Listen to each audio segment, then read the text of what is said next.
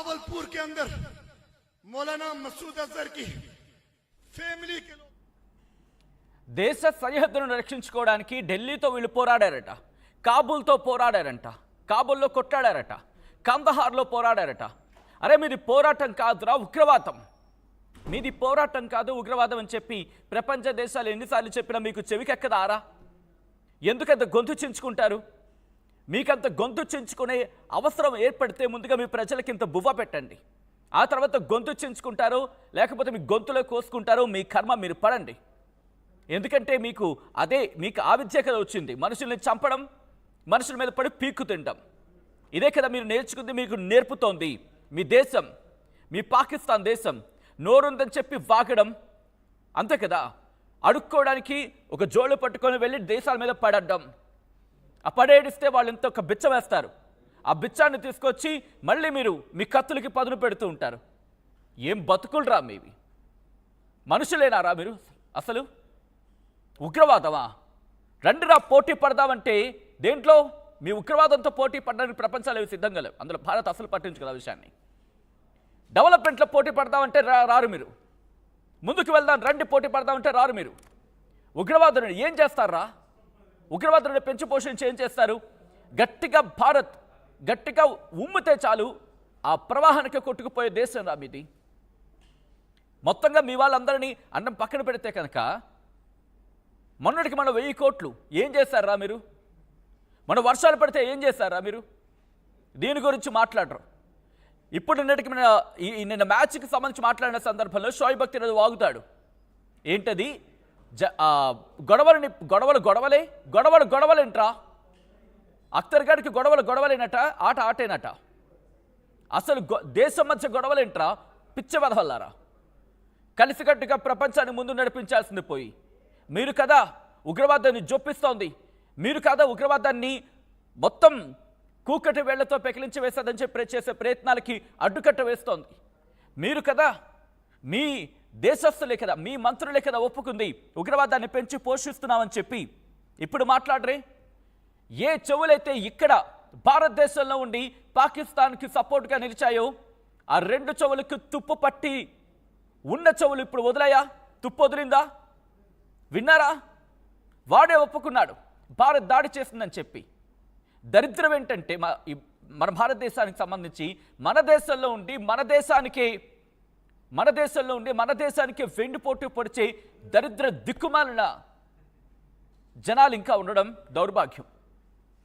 Course మనలో మనకి ఎన్నైనా ఉండొచ్చు, ఆ వెధవలు ఎవరైనా ఉంటారు కదా, మన దేశంలో ఉండి మన దేశానికే వెన్నుపోటు పొడవాలి, మన దేశ సైన్యాన్ని ప్రశ్నించే దుర్మార్గులు ఉంటారు కదా, వాళ్ళకి ఈ బయట వినిపించండి. ఎందుకంటే మన వాళ్ళు చెప్పిన వినని దౌర్భాగ్యులు ఇంకా వాళ్ళు. అటువంటి వాళ్ళ చెవులు తుప్పు వదిలేలా ఈ బయటని వినిపించండి. వాడు గొంతు చించుకుంటున్నాడు. ఇక్కడ ఒకసారి మా ప్రతినిధి మధు దగ్గరికి వెళ్ళే ప్రయత్నం చేస్తున్నాను.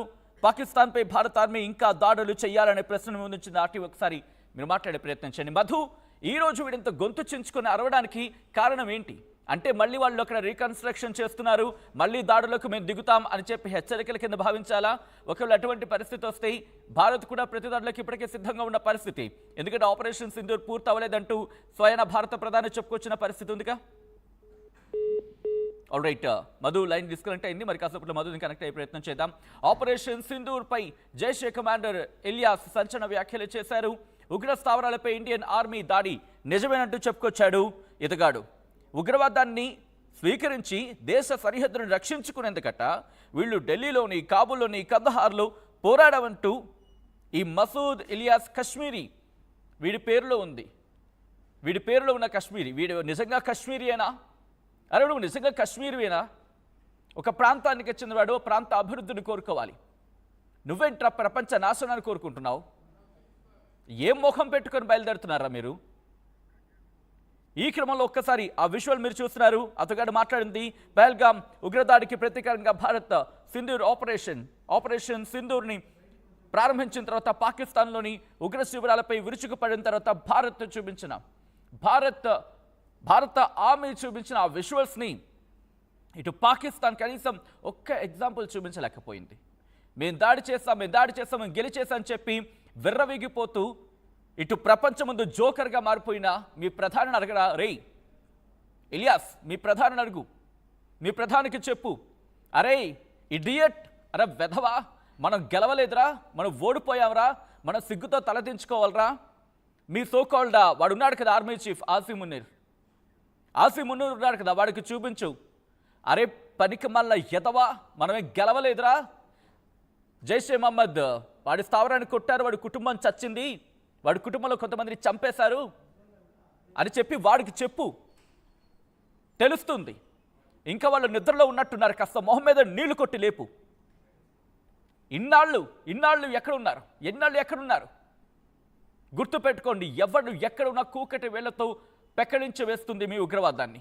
ఇటు భారత్ వైపు ఇంకొకసారి చూడాలంటే భయపడేలా చేస్తుంది భారత్.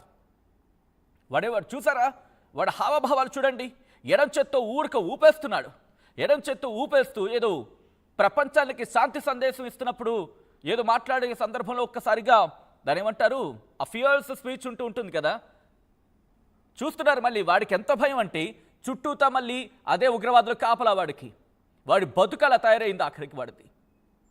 భయపడిపోతూ మేకపోతు గాంభీర్యం. అరే ఒక పక్క భయపడి సస్తున్నారు మీరు, మీకు మేకపోతు గాంభీర్యాలు ఎందుకురా?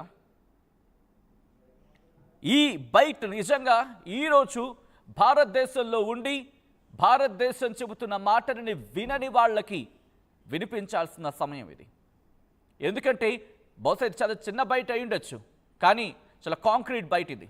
నేను ఎందుకు అంత మాట అంటున్నానంటే, ఇంతవరకు భారత సైన్యం ఇదిగో మేము దాడి చేశాం, ఇక్కడ దాడి చేశాం, ఇంత ఢీకొట్టామని చెప్పి తమ పరాక్రమాన్ని చూపించిన రోజు కూడా దరిద్రం ఏంటంటే, మీరు కొట్టారా, నిజమేనా, ఇలాంటి ప్రశ్నలు లేవనెత్తారు కదా, అది దౌర్భాగ్యం అంటే. అలాంటి దౌర్భాగ్యాలు ఎవరైనా ఉంటే ఈ బయట వినండి. ఇప్పుడు కూడా నమ్మకపోతే మీ కర్మ, మిమ్మల్ని ఎవడు బాగు చేయడు ఈ ప్రపంచంలో. మీకు అంతగా భారతదేశం మీద వ్యతిరేకత మీకు కడుపులో రగిలిపోతూ ఉంటే బయలుదేరండి ఇక్కడి నుంచి తట్టాబుట్టా సర్దుకొని. ఎందుకంటే మీకు ఈ దేశం అవసరం లేదు కదా. ఈ దేశాన్ని నమ్మరు, ఈ దేశ సైన్యాన్ని నమ్మరు, ఈ దేశ ప్రభుత్వాన్ని మీరు నమ్మరు. అలాంటప్పటికి మీకు ఇక్కడ ఎందుకు, ఇక్కడ గాలి ఎందుకు, ఇక్కడ నీరెందుకు, ఇక్కడ నేలెందుకు, ఇక్కడ తిండెందుకురా మీకు, ఇక్కడ ఉప్పు ఎందుకురా మీకు? పోండి,